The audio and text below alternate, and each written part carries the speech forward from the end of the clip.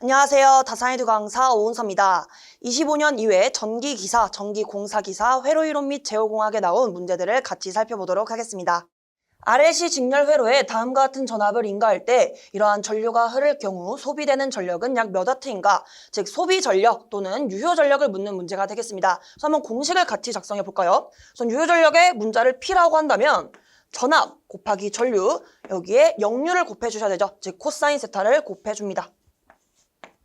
이때 주의하셔야 될 점은 이 V와 I는 둘 다 실효값을 대입합니다. 즉 이 두 친구는 다 실효값을 대입해 주시고, 이때 이 세타가 의미하는 게 뭐죠, 여러분? 전압과 전류의 위상차를 의미하겠습니다. 이 위상차를 계산하실 때는 문제에서 주어진 게 코사인이라면 코사인끼리 우리가 차이를 봐주셔야 되고, 만약에 코사인과 사인이 나왔다면 이때는 하나로 통일시켜 주신 다음에 위상차를 계산해 주셔야 됩니다. 즉 정리하자면 코사인은 코사인끼리, 사인도 사인끼리 우리가 이 위상차 세타를 계산해 주시면 되겠습니다. 한번 차례대로 대입을 해보면 전압의 실효값 찾아볼게요. 전압 2는 지금 170이라고 나와 있는데 이 코사인 앞에 곱해진 170은 최대값입니다. 따라서 실효값으로 표현하려면 루트 2로 나눠주셔야 됩니다. 따라서 루트 2분의 170 곱하기 전류 역시 지금 코사인 앞에 있는 값은 최대값이기 때문에 루트 2분의 8.5를 대입해 주시면 되겠습니다.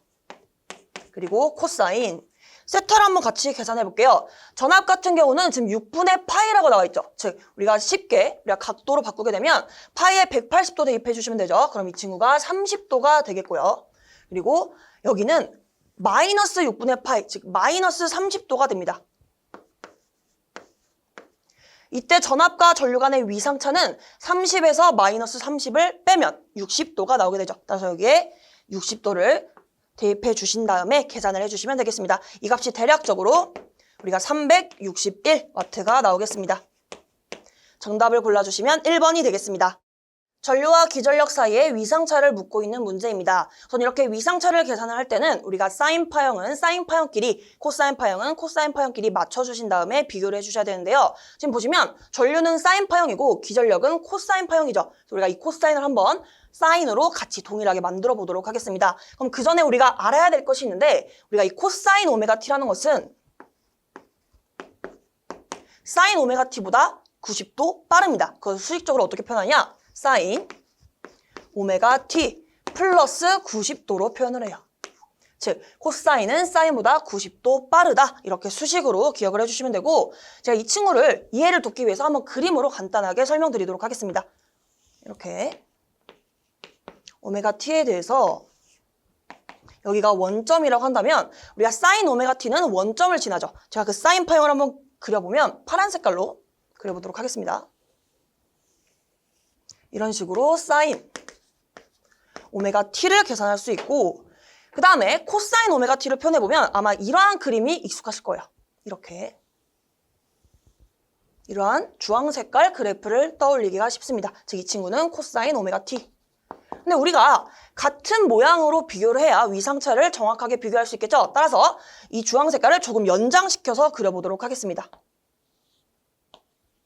즉 코사인이 주황 색깔 파형은 여기에서 출발을 하는 것이고, 우리가 같은 모양으로 사인 파형은 이 원점에서 출발합니다. 그럼 이 둘 간의 위상차는 이 점 사이의 크기만큼이 해당이 되겠죠. 근데 이 크기가 무엇이냐? 이 점이 마이너스 2분의 파이만큼이 됩니다. 즉 마이너스 90도인데 차이만 보게 된다면 90도가 되겠죠, 여러분. 따라서 이 부분이 90도만큼이 차이가 나고, 이걸 정리해보면 이 주황 색깔 파형이 파란 색깔보다 90도 빠르다. 즉 코사인 파형이 사인보다 90도 앞선다, 빠르다로 정리할 수가 있겠습니다. 그걸 수식적으로 정리하면 이렇게 되겠죠. 여러분들이 결론적으로 챙겨갈 것은 코사인을 사인으로 바꿀 때는 플러스 90도만 기억을 해주시면 되겠습니다. 그래서 바로 한번 적용을 해볼게요. 기전력 루트 2 v 코사인 오메가 t 마이너스 파이는 앞에 최대값은 그대로 곱해줍니다. 이 상태에서 코사인을 사인으로 바꿔요. 그리고 이 괄호 안의 값도 그대로 작성합니다. 이 상태에서 사인으로 바꿨기 때문에 여기에 플러스 90도만 하면 끝이 납니다. 그럼 이제 우리가 다 사인으로 통일시켰기 때문에 전류와 기전력 간의 위상차를 계산할 수 있겠습니다. 우리가 여기에서 이 친구를 빼든 여기에서 이 친구를 빼든 어차피 우리가 차이, 즉 위상차는 결국에 크기 값입니다. 그래서 우리가 순서는 중요하지 않은데 지금 보기를 쭉 봤더니 2분의 파이 앞이 다 양수인 것을 확인할 수 있습니다. 그 말은 우리가 2분의 파이, 즉 이 플러스 90도가 플러스 2분의 파이와 같죠? 즉 우리가 이 기전력에서 우리가 전류의 위상을 뺀 것을 확인할 수가 있겠습니다. 한번 정리를 해보면 위상차는 우리가 2분의 파이 그리고 마이너스 파이 이 친구에서 세타를 뺀 것과 같습니다. 이걸 한번 보기의 형태와 비슷하게 정리를 해보면 2분의 파이 이 뒤에 이 두 친구는 마이너스로 묶어보겠습니다. 그럼 마이너스 파이 플러스 세타가 됩니다. 괜찮으시죠? 제가 이 부분을 이 플러스 2분의 파이만 작성한 것 때문에 조금 헷갈릴 수 있는데 전체적으로 한번 작성을 다시 해보면 이렇게 표현할 수 있겠죠? 루트 2 v 사인 오메가 t 마이너스 파이 90도를 2분의 파이로도 이렇게 표현할 수 있기 때문에 지금 제가 방금 한 부분은 이 친구에서 이 세타를 뺀 것입니다. 그래서 여기서 이렇게 뺀 것을 마이너스로 묶어서 정리한 것뿐입니다. 따라서 정답을 골라주시면 2번이 되겠습니다. 회로에서 V가 10V, R이 10옴, L이 1L, C가 10마이크로페럿, 그리고 VC 제로가 0일 때 스위치 K를 닫은 직후 전류의 변화율의 값을 물어보고 있습니다. 우선 주어진 회로를 보시면 저항, 고일 콘덴서의 즉 RLC 직렬 회로인 것을 알 수 있겠습니다. 이때 이 스위치를 닫은 직후 우리가 이 IT, 즉 DT분의 DI를 묻고 있는 것이죠. 우선 이 문제를 어떻게 접근하냐? 우리가 KVL을 사용합니다. KCL이 아니에요, 여러분. 키르요프의 전압 법칙이 됩니다. 키르요프의 전압 법칙이란 이 전체 전압 V가 RLC 양단에 걸린 전압 강하들의 합과 같다는 것이 되겠습니다. 즉 식으로 정리해보면 V는 VR 더하기 VL 더하기 VC 이렇게 표현할 수가 있겠습니다. 제가 위에 이 점을 찍은 부분은 벡터적으로 더하라는 거예요. 즉 크기끼리만 아니라 위상까지 고려해서 VR, VL, VC를 더하라는 식의 표현일 뿐입니다. 이 상태에서 식을 한번 다시 전개해보면 전체전압 V는 VR 어떻게 표현할 수 있죠, 여러분? 우리가 전압은 전류 곱하기 저항으로 표현할 수 있습니다. 이때 전류를 지금 I라고 했기 때문에 VR은 IT 곱하기 저항 R로 표현할 수 있어요. 괜찮으시죠? 그 다음에 VL과 VC는 우리가 공식으로 기억을 합니다. VL은 L 곱하기 DT분의 DIT VC 같은 경우는 플러스 C분의 1 인테그랄 IT DT 여기서 DT분의 D는 우리가 미분에 관련된 표현이고 우리가 인테그랄 DT는 적분에 관련된 표현일 뿐입니다. 이 상태에서 어떻게 할 거냐? 지금 보시면 스위치를 닫은 직후, 즉 0초일 때 VC 값, 즉 C 양단에 걸린 전압은 0이라고 주어져 있습니다. 이 부분은 그러면 0인 거죠, 여러분. 그리고 우리가 추가적으로 이 부분 살펴볼게요. VR과 관련된 부분 볼 텐데 우리가 스위치를 닫은 직후, 우리가 초기에는 이 L 친구는 개방이 됩니다. 그리고 이 C는 단락 상태가 돼요. 우리가 과도 현상에서 배웠던 부분이죠. 그러면 정리를 해보면 RLC 직렬 회로인데 이 스위치를 닫았을 때 초기에 이 부분이 개방되기 때문에 우리가 개방된 회로에는 전류가 흐르지 못합니다. 즉 여기에는 전류 I가 없어요. IT가 0이라고 보시면 되는 거예요. 따라서 우리가 이 R에는 전류가 흐르지 않기 때문에 전압 강화도 걸리지 않는다고 해석합니다. 따라서 이 IT 곱하기 R은 역시 0으로 해석을 합니다. 이 상태에서 우리가 지금 문제에서 필요한 것은 DT분의 DIT, 즉 전류의 변화율 값이죠. 이 네모친 것으로 이제 식을 정리해 주시면 되는데요. 보시면 이 부분 날라갔죠? 이 부분 날라갔죠? 그러면 우리가 V는 L, DT분의 D, IT로 표현할 수 있고 우리가 구해야 되는 것은 이 노란 박스이기 때문에 양변을 동시에 L로 나눠줍니다. 그러면 우리가 DT분의 DIT는 L분의 V가 되고 문제에서 주어진 값을 차례대로 대입합니다. L은 1, V는 10이 되기 때문에 우리가 전류의 변화율, 즉 여기 T가 0초일 때 이 값은 10이 되겠습니다. 단위까지 작성해보면 암페어 퍼 세크가 됩니다. 따라서 정답을 골라주시면 4번이 되겠습니다. 선로의 단위 길이당 인덕턴스, 저항, 정적 용량, 누설 컨덕턴스를 각각 LR, CG라 하면 전파 정수는 우선 전파 정수 값만은요.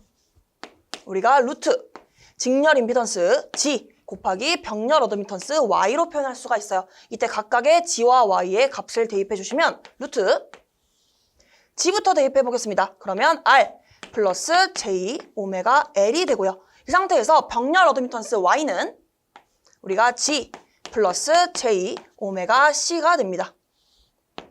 이와 관련된 보기를 골라주시면 정답은 2번이 되겠습니다.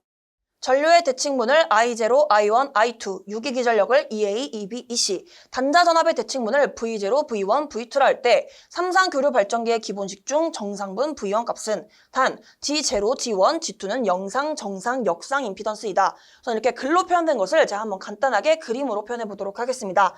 삼상교류 발전기는 우리가 일반적으로 Y결선으로 해석할 수가 있어요.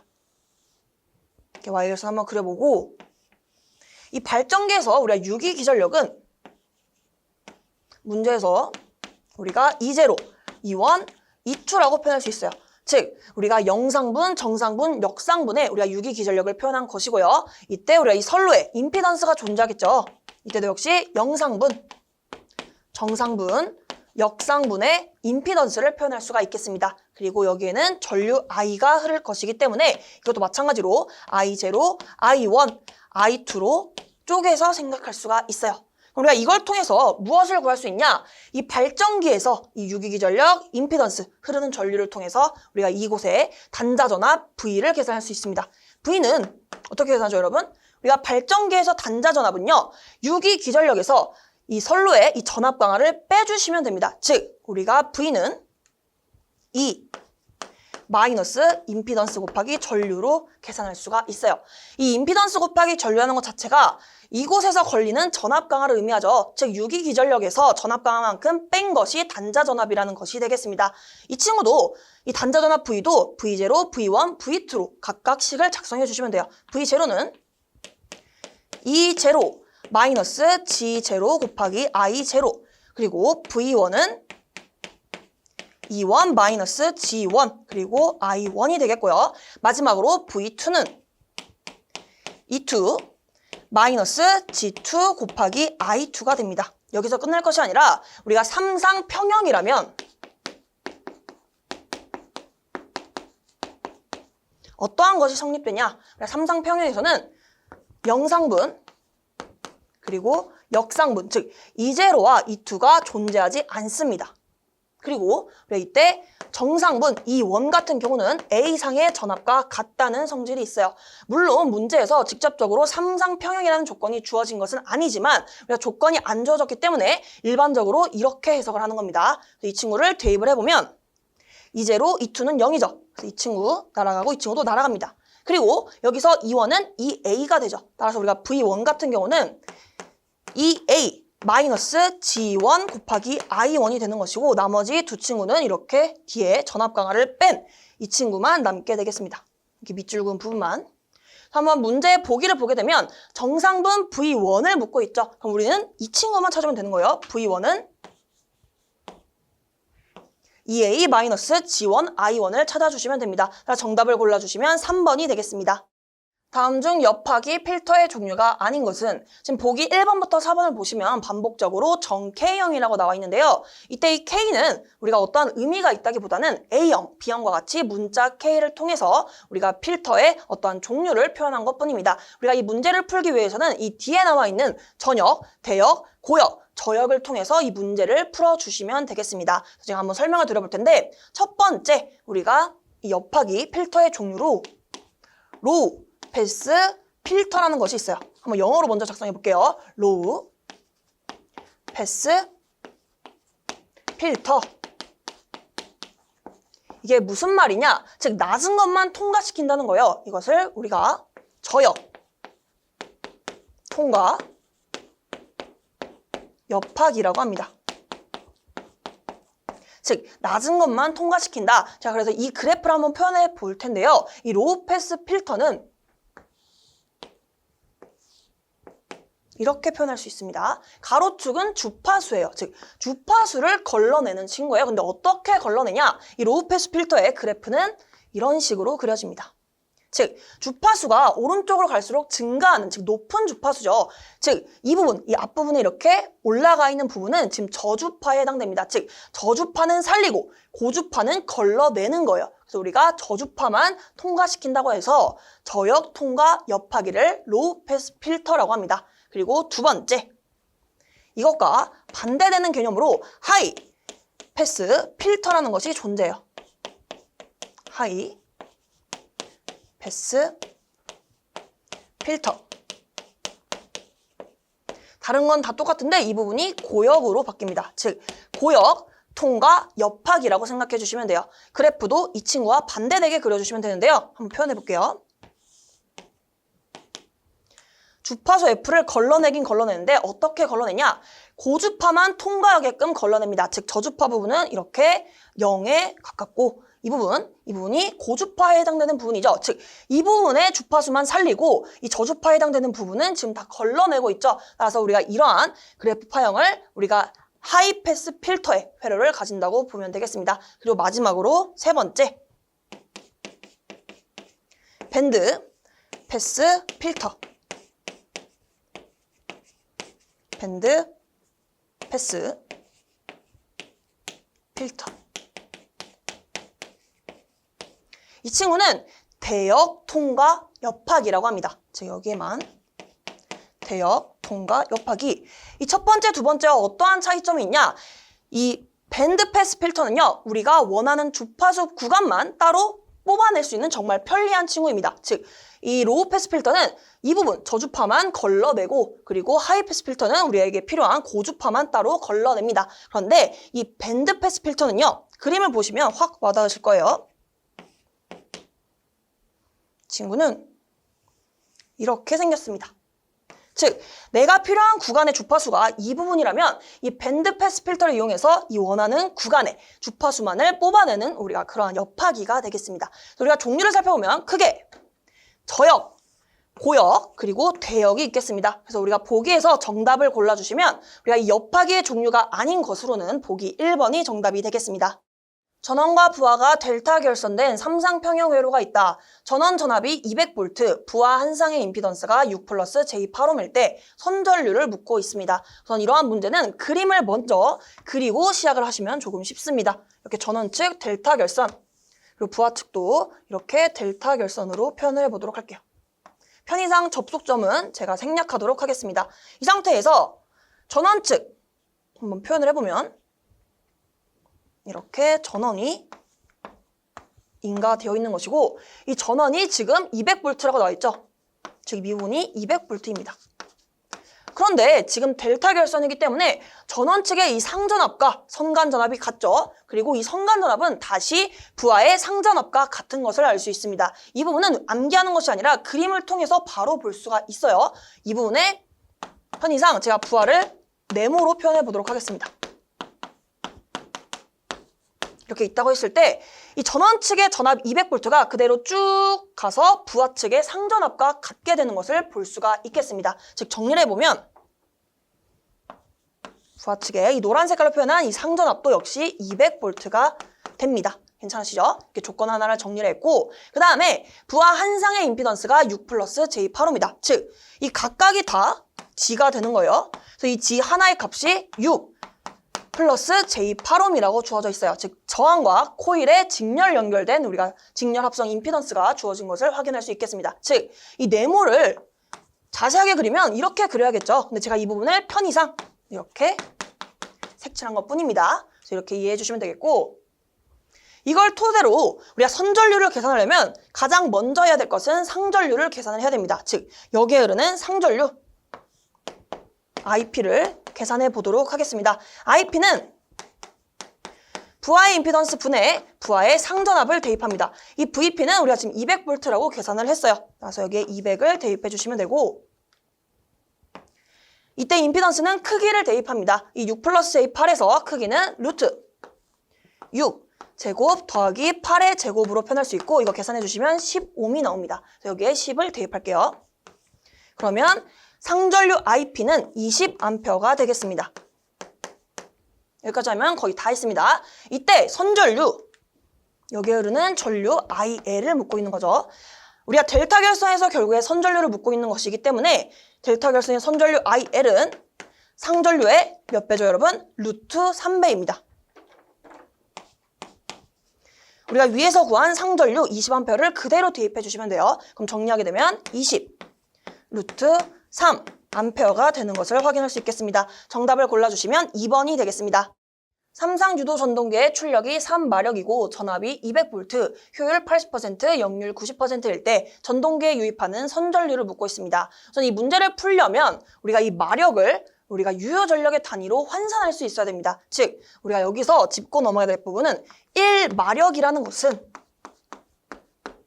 마력은 홀스파워를 의미합니다. 이 1마력은 746W와 같다는 이것을 꼭 알고 계셔야 풀 수 있는 문제가 되겠습니다. 한번 진행을 해보면 지금 문제에서 효율이 주어졌죠. 우리가 효율이라는 것은 에탄은 항상 입력분의 출력을 의미합니다. 여기에 우리가 80%, 즉 퍼센트를 살릴 때는 곱하기 100을 해주시면 되는 거고 이 퍼센트로 나타내는 것이 아니라 효율을 0.8로 바로 사용을 할 때는 곱하기 100을 생략하시면 되겠죠. 그리고 우리가 이것까지 이렇게 정리를 해보고 지금 문제에서는 출력이 3마력으로 주어져 있습니다. 즉, 이 친구에서 양변에 동시에 3만 곱해주시면 돼요. 즉, 우리가 3마력은 뭐랑 같죠, 여러분? 3 곱하기 746 이것과 같다는 것을 확인할 수 있겠습니다. 그래서 우리가 이 출력에 해당되는 부분에 나중에 이 친구를 대입해 주시면 되는 거예요. 괜찮죠? 그래서 우리가 이걸 통해서 한번 식을 작성해 보도록 하겠습니다. 우리가 효율, 에탄은 지금 입력 측은 지금 문제에서 주어진 것이 없죠. 따라서 우리가 기본적인 출력으로 작성해 주시면 되는데 삼상일 때 입력을 나타내는 이 값은 루트 3 곱하기 전압 곱하기 전류 그리고 역시 분모와 분자의 단위를 와트로 맞춰줄 겁니다. 즉 유효 전력으로 표현할 거예요. 그럼 우리가 루트 3 VI 곱하기 코사인 세타까지 표현을 합니다. 그럼 이게 입력 측의 우리가 공식이 되겠죠. 그리고 출력 같은 경우는 우리가 여기서 구했습니다. 3 곱하기 746W. 여기 그대로 대입을 해볼게요. 3 곱하기 746W. 곱하기 100은 80%인데 제가 빠른 계산을 위해서 여기서 바로 0.8과 같다라고 표현을 하겠습니다. 80%에서 이렇게 소수점을 왼쪽으로 2번 이동한 거죠. 이 상태에서 우리가 지금 문제에서 구하라는 것을 다시 봤더니 전동기에 유입하는 선전류를 묻고 있습니다. 즉 문제에서 구하라는 것은 이 전류 I 값이에요. 그럼 이것을 통해서 나타내려면 이 I를 양변에 곱해야겠죠. 그리고 0.8은 양변에 동시에 나눠주시면 되겠습니다. 그래서 식을 정리해 주시게 되면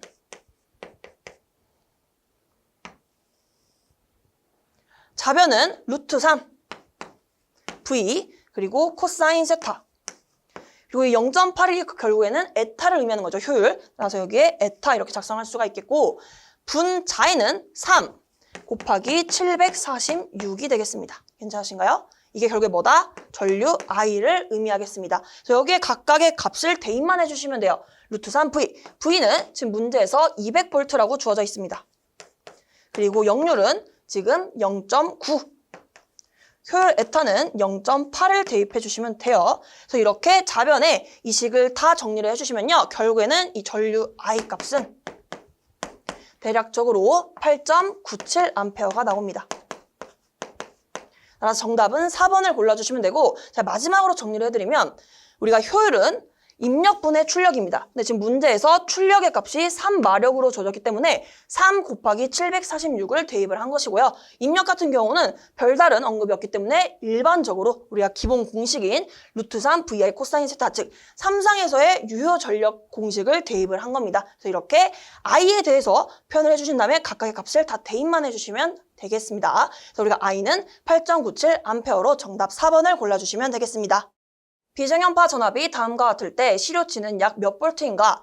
비정연파가 주어지고 시료값을 구하는 문제는 이것만 기억하시면 됩니다. 우리가 시료값을 V, RM, S라고 표현을 한다면 루트, 이 루트 안에 들어가는 값은 각각의 시료값을 제곱한 것을 더한 것을 대입합니다. 즉, 이 각각에서 시료값을 계산을 하고 그 친구들을 다 제곱하고 마지막으로 합한 것을 여기에 대입을 하는 거예요. 여기 보시면 예를 들면 기본파, 2고조파, 3고조파가 있기 때문에 각각의 시료값을 V1, V2, V3라고 표현한다면 이 친구들을 다 제곱해 주시고 마지막에 더해 주시면 됩니다. 그대로 대입해 보도록 하겠습니다. 루트 우리가 V1, 즉 이 기본파에서 시료값은 이 앞에 것을 바로 대입하는 것이 아닙니다. 사인 앞에 곱해진 이 친구는 최대값이에요. 즉 100 루트 2는 최대값이고 이 친구를 루트 2로 나눈 것이 시료값이 되겠죠. 따라서 여기에는 100을 대입합니다. 즉 100의 제곱 더하기 그 다음에 이어서 여기도 마찬가지로 50 루트 2가 아니라 이것을 루트 2로 나눈 50이 시료값이 됩니다. 그래서 여기는 50의 제곱. 마지막으로 3고조파의 경우에도 우리가 30 루트 2는 최대값이고 여기에 루트 2를 없애야 30이 시료값이 됩니다. 그래서 여기서는 30의 제곱으로 이렇게 작성을 해주시고 이 친구는 계산기에 대입해 주시면 되겠죠. 그래서 이렇게 이 식을 대입해 주시면 이 값이 대략적으로 115.8이 나옵니다. 그래서 문제에서는 약 몇 볼트인가 라고 물어봤기 때문에 보기 3번에 115.7을 정답으로 골라주시면 되겠습니다. 2차 시스템의 특성 방정식의 근의 형태가 다음과 같을 때 임계 안정에서의 근 S1, S2를 물어보고 있습니다. 우선 이 문제는 다행히 이 근의 형태가 주어졌기 때문에 우리가 이 문제에서는 무엇만 알면 되냐? 이 임계 안정에서의 감쇄율 또는 감쇄비 또는 제동비를 알고 있는지 묻는 문제가 되겠습니다. 우리가 이 감쇄율, 감쇄비, 제동비 다 같은 말로 이 지타를 의미하겠습니다. 우리가 임계 안정에서 이 지타 값은 뭐죠, 여러분? 0입니다. 그래서 이 해당 식에서 이 지타에 0만 대입해 주시면 돼요. 그래서 제가 이 식을 한번 크게 작성해 볼게요. 우리가 S1, S2가 지금 어떻게 주어져 있냐면 마이너스 지타 그리고 오메가 n 그리고 플러스 마이너스 J 오메가 n 그리고 곱하기 루트 1 마이너스 지타의 제곱이라고 주어져 있습니다. 이 지타가 되어 있는 부분 다 0으로 이 부분 날라가겠죠? 이것도 0이기 때문에 이 값이 0입니다. 그러면 이 루트 안의 값이 1만 남기 때문에 결국에는 루트 1은 1과 같죠. 그래서 우리가 이 식을 어떻게 정리할 수 있냐? 이 부분은 0과 곱해져서 날아갔기 때문에 플러스 마이너스부터 시작합니다. 플러스 마이너스 J 오메가 n 곱하기 루트 1인데 루트 1이 1이죠. 따라서 여기까지 정리해 주시면 됩니다. 플러스 마이너스 J 오메가 n이 정답이 됩니다. 따라 정답을 골라주시면 1번이 되겠습니다. fs가 다음과 같을 때 ft의 최종값은 우선 이 문제는 최종값 정리를 알고 있는지 물어보는 문제인데요. 최종값 정리뿐만 아니라 초기값 정리도 자주 나오는 유형이기 때문에 한번 같이 정리하고 넘어가도록 하겠습니다. 우선 첫 번째 초기값 정리부터 정리를 해볼게요.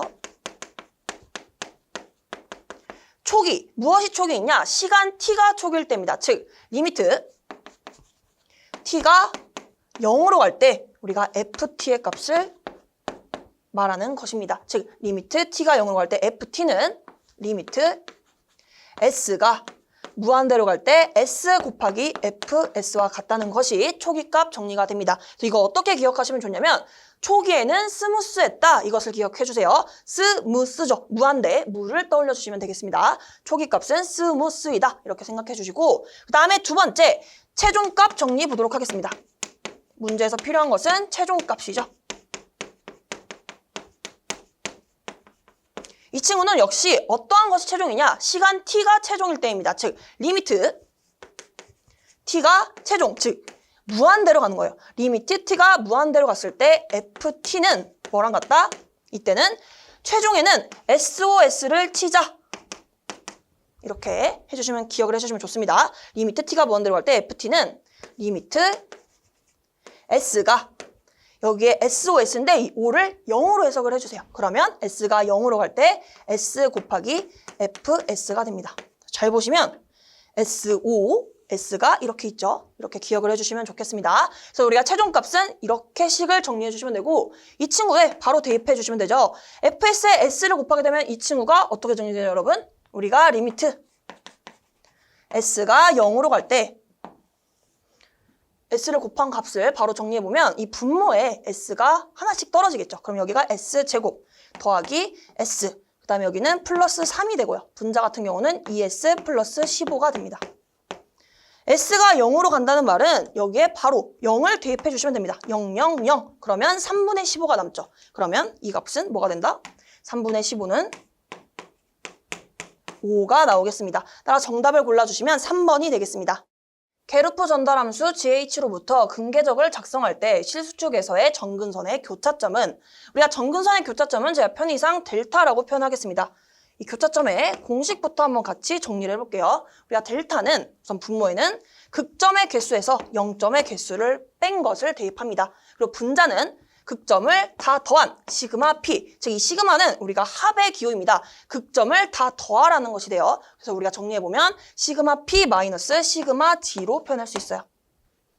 분모는 극점에서 0점의 개수를 빼주시면 되고 분자는 극점의 합과 0점의 합을 빼주시면 되겠습니다. 그럼 우리가 이 문제를 풀려면 극점과 0점을 우리가 구해줘야겠죠. 차례대로 극점부터 계산해 보도록 할게요. 극점 P는 지금 보시면 0, 0, 마이너스 1, 마이너스 2, 마이너스 4가 있습니다. 그래서 한번 차례대로 작성해보면 0, 0, 마이너스 1, 마이너스 2, 그리고 마이너스 4가 되죠. 이것의 합을 미리 계산해볼게요. 다 더해주시면 마이너스 7이 됩니다. 괜찮으시죠?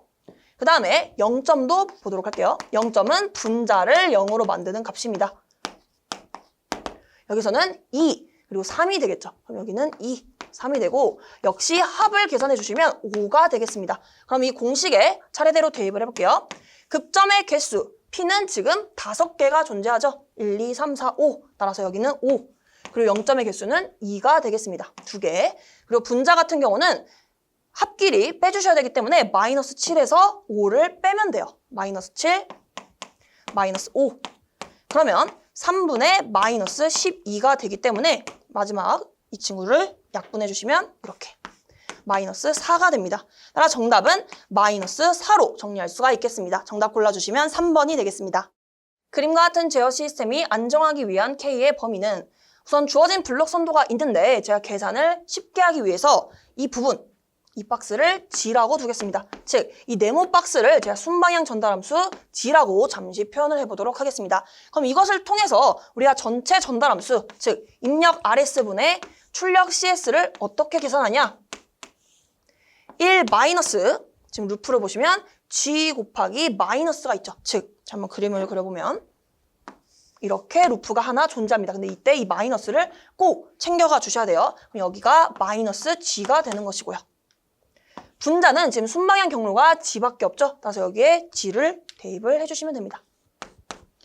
이 식을 정리하게 되면 결국에는 이 전체 전달함수 RS분의 CS는 1 플러스 G분의 G가 됩니다. 그렇죠? 이 상태에서 지금 문제에서 이 안정도를 판별하려면 이 전체 전달함수에서 특성 방정식을 뽑아내야 됩니다. 전체 전달함수에서 특성 방정식은 전체 전달함수 분모를 0으로 만드는 값이에요. 즉 1 플러스 G가 0이 되는 이 식이 특성 방정식이 됩니다. 정리를 해보면 FS는 1 플러스 G가 0이 되는 식이에요. 그대로 대입해볼게요. 1 플러스 G는 S. 잘 안 보실 수 있어서 이제는 다시 돌아갈게요. 이렇게 해주시면 S 곱하기 S 플러스 1의 제곱 분의 K가 0이 되는 식입니다. 양변에 동시에 이 분모에 해당되는 이 친구를 곱해볼게요. 이 주황색깔 박스를 양변에 동시에 곱해보도록 하겠습니다. 그럼 1 곱하기 주황색깔 박스이기 때문에 그러면 S 플러스 1의 제곱 그리고 이 해당 분수는 K만 남겠죠. 그럼 플러스 K는 0이 됩니다. 이 수식을 정리하게 되면 우선 S 플러스 1의 제곱은 S제곱 플러스 2S 그리고 플러스 1이 되고 여기에 플러스 K가 0이 됩니다. 마지막으로 정리해보면 S의 세제곱 플러스 2S제곱 플러스 S 플러스 K가 0이 됩니다. 이렇게 특성 방정식을 계산을 끝냈고 이것을 통해서 우리가 루스표를 작성합니다. 여기까지 진행을 해주시고 루스표는 S세제곱부터 즉 3승에서 우리가 상수까지 쭉 표현해보도록 하겠습니다. 그러면 S의 3승, S의 2승, S의 1승, 그리고 S의 0승. S의 0승은 1이죠. 이렇게 상수의 꼴의 친구까지 고려해 주시면 됩니다. 그래서 여기 보시면 1, 1. 그럼 여기에 1, 1을 작성해 주시고 그 다음에는 2, K를 작성합니다. 그럼 여기가 2, K가 되죠. 이 상태에서 이 S1 옆에 있는 이 별표를 계산을 먼저 해볼게요. 이 별표는 어떻게 계산하죠, 여러분? 이 부분을 이제 지워보도록 하겠습니다.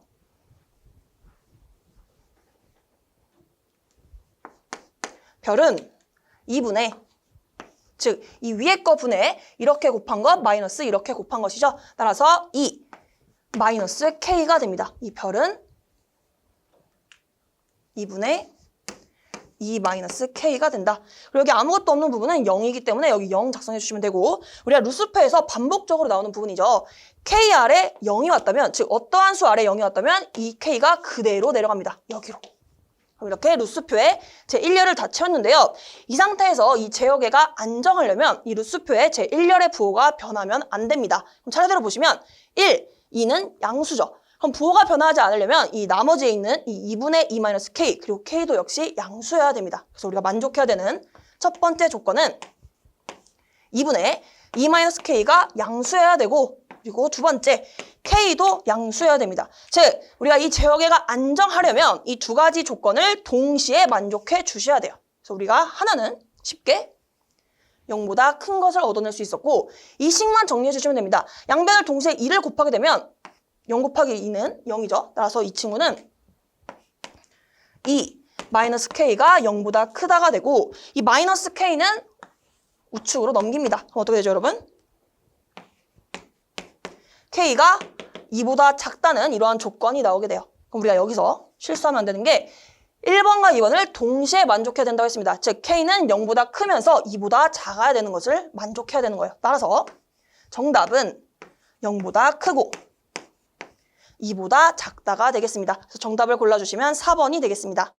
함수 ft가 2의 마이너스 at승의 지변환 함수 fg를 물어보고 있습니다. 우선 이러한 문제는 제가 비슷한 두 가지 형태를 동시에 알려드릴 텐데요. 우리가 단위 계단 함수 ut 그리고 지금 문제에 나와 있는 지수함수 2의 마이너스 at승의 지변환의 꼴이 비슷합니다. 이것만 기억을 해주시면 돼요. 이 둘 다 어떻게 되냐면 g 마이너스 어떠한 것분의 g의 꼴로 동일하게 표현이 됩니다. 즉 여기도 마찬가지로 g 마이너스 어떠한 것분의 g가 되는데요. 이 어떠한 게 무엇이냐? 이 ut가 그대로 들어갑니다. 우리가 ut는 1이죠, 여러분. 그래서 여기에 1을 그대로 대입해 주시면 되고 이 친구는 그대로 이 친구를 대입합니다. 그래서 여기에 이 동그라미 안에 들어갈 말이 익스포넨셜 마이너스 at승을 대입해 주시면 돼요. 즉 정리해보면 이 두 개 다 지변환을 했을 때 g 마이너스 동그라미 분의 g의 꼴로 동일하게 우리가 지변환을 할 수 있고 여기에는 동그라미는 이 자기 자신을 그대로 대입을 한다.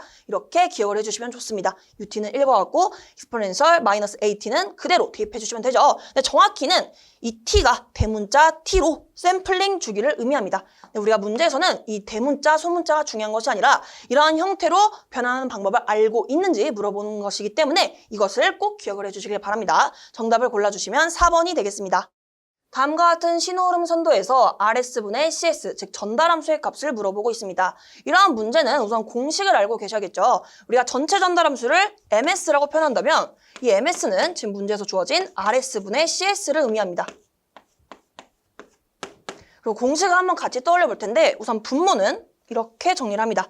1 마이너스 시그마 L1 플러스 시그마 L2 마이너스 시그마 L3 이렇게 쭉 진행이 되고요. 그리고 분자 같은 경우는 시그마 G에 1 마이너스 루프가 곱해집니다.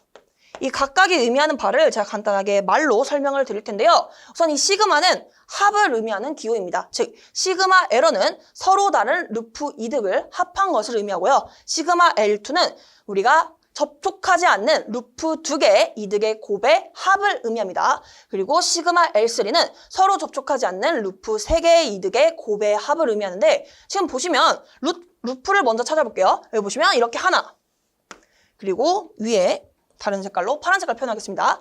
3 곱하기 4에 이러한 루프가 존재하게 되는데 노란 색깔과 파란 색깔의 루프는 지금 서로 이 구간에서 접촉하고 있죠. 즉 서로 접촉하지 않는 조건에 해당되는 시그마 L2, 시그마 L3는 여기에선 없는 겁니다. 왜냐하면 이 친구는 서로 접촉하지 않는 루프 두 개의 이득의 곱을 의미하는 거예요. 근데 지금 두 개가 접촉하기 때문에 해당되지 않죠. 그래서 이 부분은 무시해 주시면 돼요. 따라서 식을 정리해보면 1 마이너스 시그마 L1 분의 시그마 G 1 마이너스 루프로 생각해 주시면 되고요.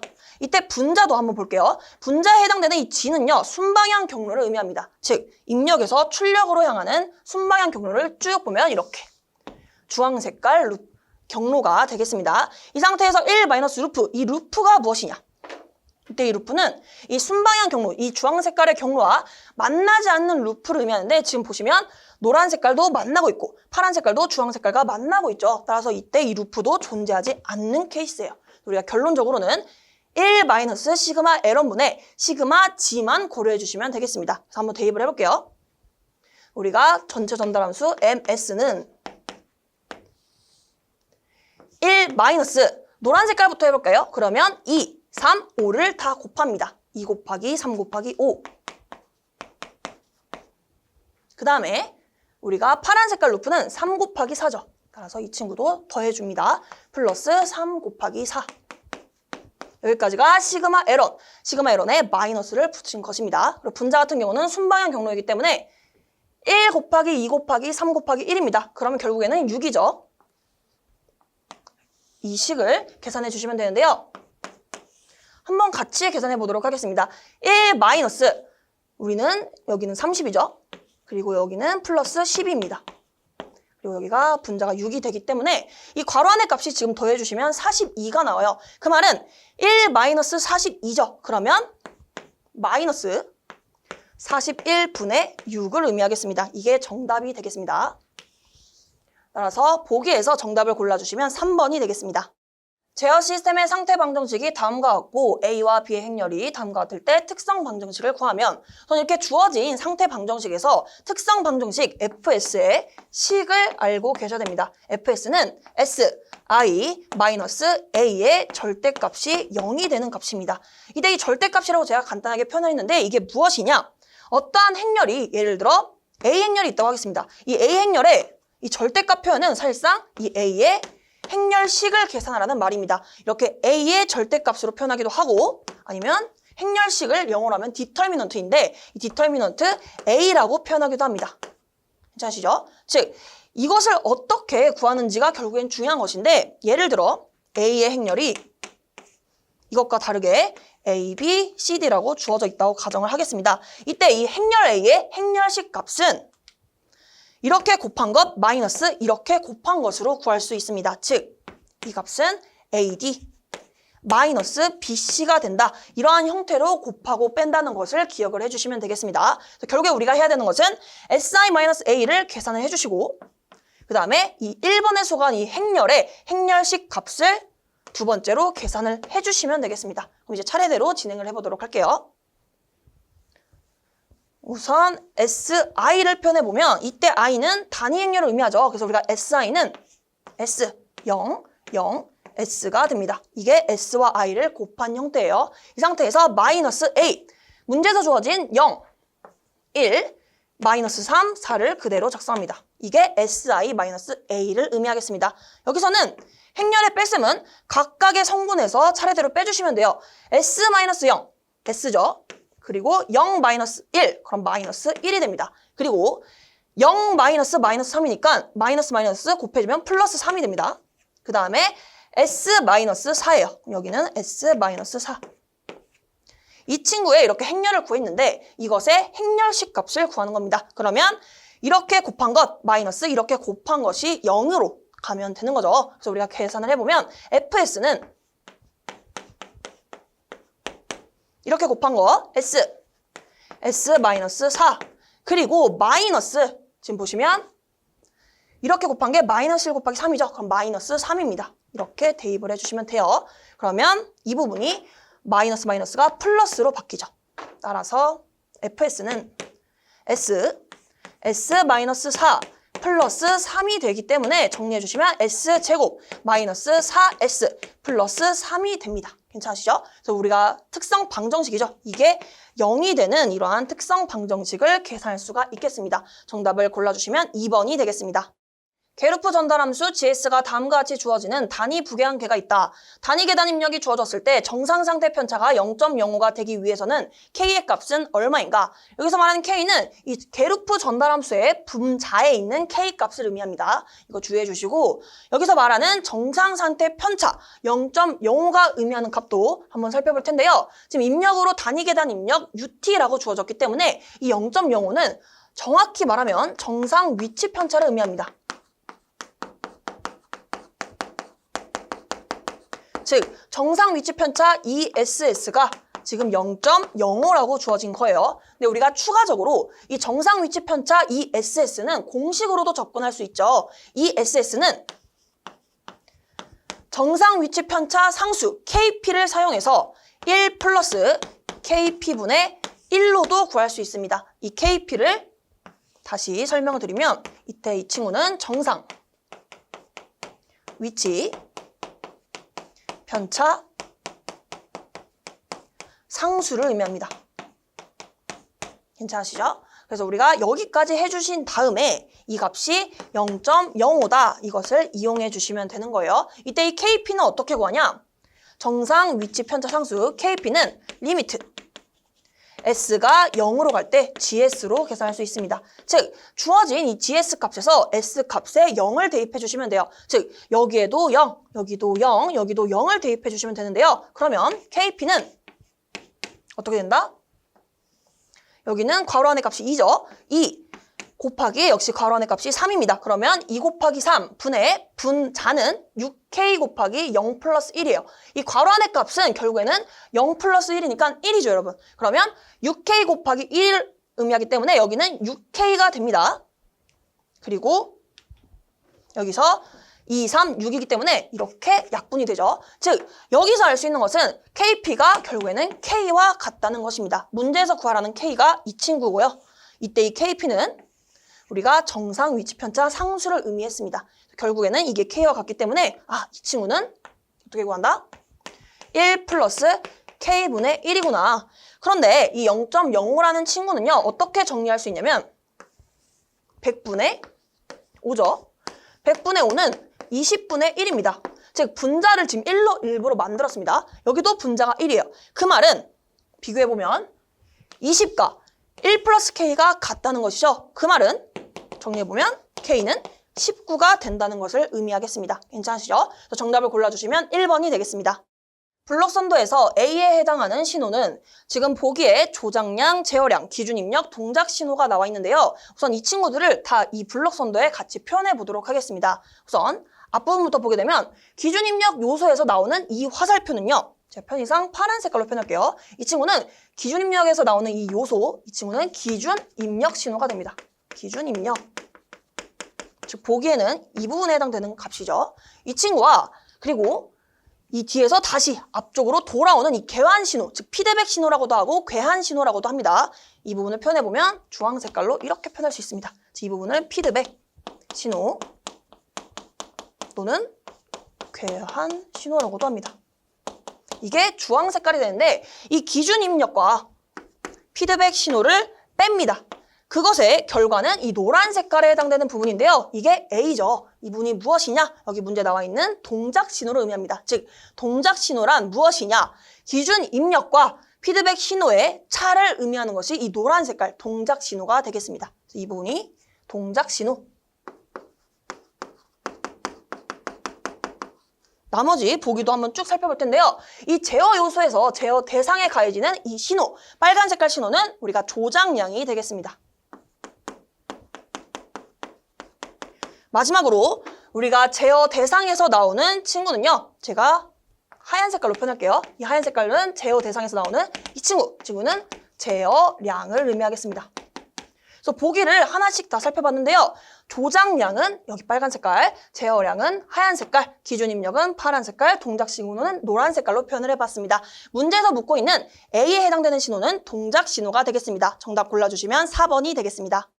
다음 시퀀스 회로와 등가인 논리 회로는 무엇인가? 지금 유접점 회로가 주어지고 이를 통해서 무접점 회로, 즉 논리 회로로 나타내는 문제입니다.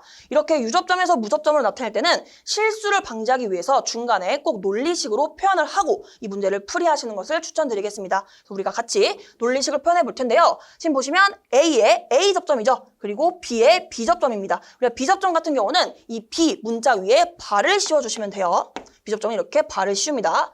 이렇게 두 친구가 있다고 했을 때 병렬 연결이기 때문에 오화로 묶어줍니다. 오화, 즉 플러스로 표현하는 거예요. 그래서 우리가 C는 A 플러스 B에 바로 표현할 수 있겠습니다. 괜찮으시죠? 그 다음에 이어서 이 Y는 또 어떻게 표현하냐? Y는 C의 B접점으로 표현되어 있습니다. 즉 Y는 C의 B접점이니까 C의 바가 되겠습니다. 여기까지 해주시면 돼요. 지금 보기를 보시면 입력 신호로 A, B가 동일하게 되어 있고 지금 출력도 역시 Y에 대해서 표현하고 있습니다. 그럼 결국에는 이 Y를 표현하는 과정을 우리가 연습을 해주시면 되는데요. Y는 C의 바이기 때문에 우선 차례대로 C부터 표현해 보도록 하겠습니다. 그럼 입력이 A, B가 이렇게 있고 B의 바니까 이 친구는 낫 게이트를 거쳐갑니다. 그러면 이 낫 게이트의 입력 측은 B이고 이 낫 게이트의 출력 측, 즉 이 부분은 지금 B의 바에 해당되는 부분이죠. 이 두 친구를 이제 오화시킵니다. 플러스. 그러면 이렇게 해주시면 되고 이것의 출력이 C에 해당되는데요. 여기서 끝날 것이 아니라 Y는 C의 비접점입니다. 즉 여기에서 한 번 더 낫 게이트로 표현을 해주시면 이게 Y가 돼요. 그런데 우리가 간혹 낫 게이트를 간단하게 그리는 경우가 있습니다. 즉 낫 게이트와 똑같은 말이 이 동그라미, 이 버블을 사용하는 것인데요. 이 동그라미가 지금 낫을 의미합니다. 낫. 그래서 어떻게 표현할 수 있냐면 이 A와 B를 그대로 작성해 주시고 B에는 낫 게이트가 있었죠? 이 친구를 간단하게 이렇게 동그라미로만 표현할 수가 있습니다. 그래서 여기까지 해주시고 똑같이 이 오화 게이트를 이렇게 연결해 주시면 돼요. 그 상태에서 역시 이 낫 게이트도 동그라미 하나로 표현할 수 있기 때문에 여기에서 이렇게 표현해 주시면 이게 Y가 되겠습니다. 괜찮으시죠? 그래서 우리가 이것과 같은 정답을 골라주시면 2번이 정답이 되겠습니다.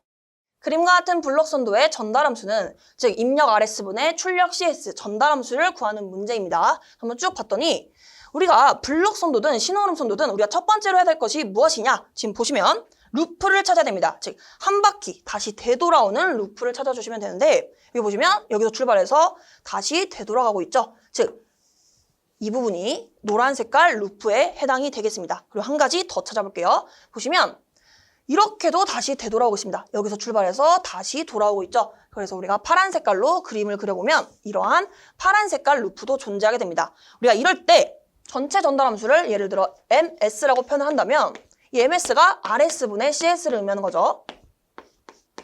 그래서 이 공식은 우리가 1 마이너스 시그마 L1 플러스 시그마 L2 이렇게 쭉 가시면 되는데 지금 루프가 두 개밖에 존재하지 않기 때문에 제가 시그마 L2까지만 표현을 했습니다. 그래서 제가 여기서 이 분모에 해당되는 친구를 설명을 드리고 넘어갈게요. 여기 보시면 시그마 L1은 서로 다른 루프 이득의 합을 의미합니다. 즉, 이 노란 색깔 루프와 파란 색깔 루프의 이득을 합하라는 것이 돼요. 그리고 이 시그마 L2가 의미하는 것이 무엇이냐? 이 친구는 서로 접촉하지 않는 루프 두 개 이득의 곱의 합을 의미합니다. 너무 길죠? 의미하는 바는 이 두 친구가 서로 접촉하지 않았다면 이 이득을 곱해서 더했을 텐데 지금 보시면 이 구간에서 겹치고 있죠. 그래서 우리가 이 친구들은 접촉하고 있기 때문에 이 시그마 L2는 해당되는 사항이 아닙니다. 즉, 이 뒷부분은 쭉 무시해 주시면 돼요. 그래서 정리를 하게 되면 분모는 간단하게 1 마이너스 시그마 L1으로 표현할 수가 있게 되고요. 괜찮으시죠? 그리고 분자 같은 경우는 시그마 G 곱하기 1 마이너스 루프로 표현할 수 있는데 이때 이 G는 순방향 경로를 의미합니다. 순방향 경로. 그리고 이때 1 마이너스 루프에서 이 루프는 이 순방향 경로와 만나지 않는 루프가 되겠는데요. 지금 보시면 순방향 경로가 한 가지 경로밖에 없어요. 이 주황 색깔 경로가 입력에서 출력 측으로 가는 순방향 경로가 되겠는데 이 주황 색깔과 만나지 않는 루프가 없죠. 주황 색깔과 노란 색깔 루프도 만나고 주황 색깔과 파란 색깔 루프도 만나고 있습니다. 따라서 이 루프에 해당되는 값도 없기 때문에 이 부분은 무시를 합니다. 그러면 간단하게 나타내면 시그마 G로 표현할 수가 있겠습니다. 그래서 우리가 이 친구만 이제 활용해 주면 돼요. 그럼 우리가 전체 전달함수 MS는 1 마이너스 우리가 노란 색깔부터 한번 계산해 볼게요. 그러면 1 곱하기 2 곱하기 2 그런데 이 앞에 마이너스를 꼭 곱해주셔야 됩니다. 우리가 이 친구는 여기다가 곱해볼게요. 그리고 파란 색깔 보도록 하겠습니다. 파란 색깔은 2 곱하기 3 곱하기 2 그리고 마지막에 이 마이너스까지 꼭 고려를 합니다. 그러면 마이너스 2, 3, 2를 곱해주시면 돼요. 분자는 우리가 주황 색깔이죠. 이 친구는 1, 2, 3을 곱하면 됩니다. 이제 이 친구는 이제 계산기에 대입만 해주시면 되는데요. 우리가 지금은 같이 한번 해보도록 하겠습니다. 그러면 1 마이너스 노란 색깔 계산해 주시면 마이너스 4죠. 파란 색깔은 우리가 마이너스 12입니다. 주황 색깔은 6이 되는 것이죠. 그래서 계산 한번 해보면 이 괄호 안의 값이 마이너스 16이기 때문에 우리가 이렇게 정리가 돼요. 1 마이너스 마이너스 16 이것분의 6. 그러면 이 마이너스가 곱해지면 플러스가 됩니다. 그러면 1 플러스 16은 17이죠. 그래서 이 식은 어떻게 정리된다? 자, 크게 여기다 작성하겠습니다. 17분의 6으로 우리가 계산을 할 수가 있겠습니다. 따라서 정답을 골라주시면 4번이 되겠습니다.